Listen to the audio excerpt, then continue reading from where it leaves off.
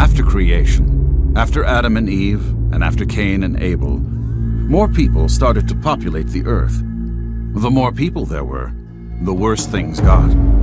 Adam and Eve had sinned, and now everyone was born sinful. People became wicked and evil, and soon forgot about God. There was at least one family who followed God's way: Noah, his wife, and their 3 sons. They were faithful to God. They served God. One day, God spoke to Noah and gave him an incredible task. God told Noah that he would punish the world because of its sin and send a great flood that would cover the entire earth.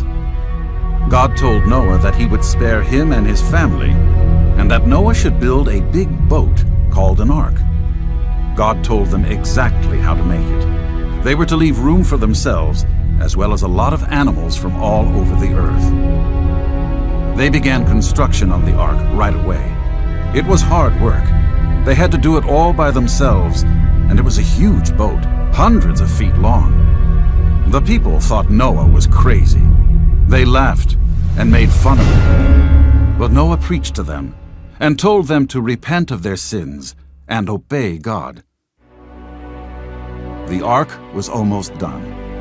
As Noah and his sons put the finishing touches on it, the people continued in their wicked ways and paid no attention to God's warning. When the time came and the ark was complete, God sent 2 kinds of every animal in existence to the ark. That was incredible.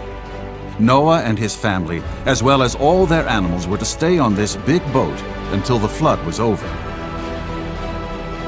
2 kinds of every animal had a place on the ark. 2 by 2, they got onto the ark. Giraffes, elephants, lions, kitty cats, turtles, worms, bears, birds, and everything else.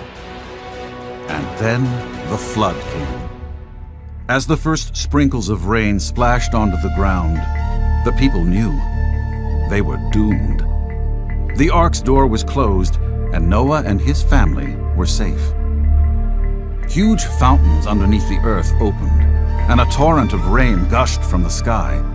Puddles grew into ponds, streams formed into rivers, rivers roared into the lakes rose, connecting to form an ocean that covered the whole world. Everything was underwater. All the people who rejected God and made fun of Noah were dead. Only Noah's little family and his floating zoo were alive. They sailed on the vast ocean for many months as rain kept falling. Then the rain suddenly stopped. Noah sent out a bird to see if it could find a tree or some place to land, but the bird came back.